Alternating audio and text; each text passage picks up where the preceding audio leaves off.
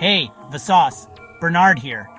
What if I told you that somewhere in Zimbabwe a man claims to have solved the world's energy crisis? Sounds impossible, right? But what if it wasn't? Today we're diving into the controversial world of Maxwell Chikumbutso and his alleged free energy car. But first, let's talk about impossibility. Or is it possible that the impossible is just waiting to be possible? Maxwell Chikumbutso, a Zimbabwean inventor, has made an extraordinary claim. He says he's created a vehicle that runs on radio frequencies. No fuel, no charging, just ambient energy. But how? Chikumbutso talks about a microscopic device that somehow converts radio waves into usable energy. It's like pulling electricity out of thin air. Literally, if true, this wouldn't just be a scientific breakthrough, it would be a revolution. Now you might be thinking radio waves as fuel. That's crazy. But is it? We're constantly surrounded by radio waves. They're invisible, but they're everywhere. Harvesting radio frequencies for energy isn't a new concept. It's called energy harvesting or power harvesting. But currently it's only used for low-power devices. Powering a car?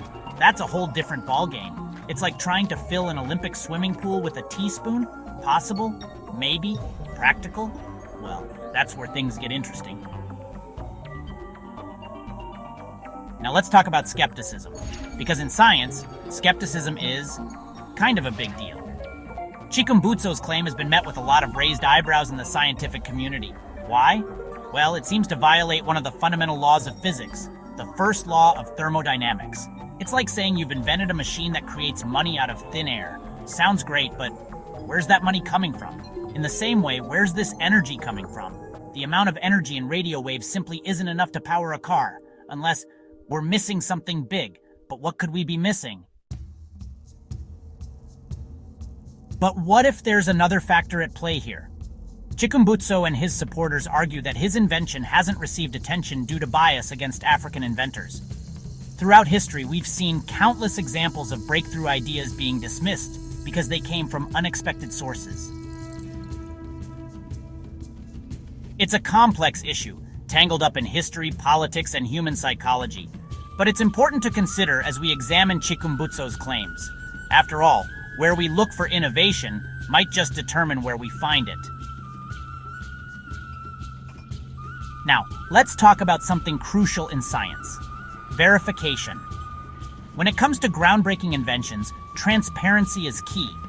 Think about companies like Tesla or SpaceX.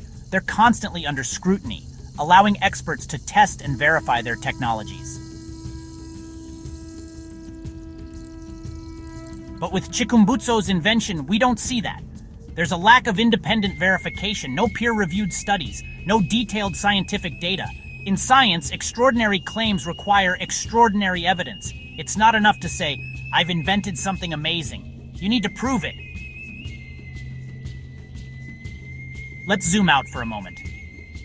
Chikumbutso's claim isn't happening in a vacuum. It's part of a long history of free energy claims. From perpetual motion machines to cold fusion, the dream of unlimited free energy has been with us for centuries. And it's a seductive dream, isn't it? A world without energy problems, a solution to climate change, poverty, so many of our biggest challenges. But so far, none of these claims have panned out. They've all bumped up against the hard wall of physics. So where does this leave us? On one hand, we have an extraordinary claim that could revolutionize the world. On the other, we have the weight of scientific skepticism and a lack of verifiable evidence. It's a tension between hope and reality, between what we wish were true and what we can prove to be true. And it's a tension that gets to the heart of how science works, how progress happens, and how we navigate the line between open-mindedness and critical thinking. The future of energy might be revolutionary, or it might be an illusion. Our job is to keep questioning, keep verifying, and keep pushing forward. In the end, the story of Maxwell Chikumbutso's free energy car is more than just a tale of an invention. It's a mirror reflecting our hopes, our biases, and our understanding of the world. Whether it turns out to be a revolutionary breakthrough or a misunderstanding, it reminds us of the power of proof in shaping our reality. And as always, thanks for watching. Or, are you still watching? How do you know?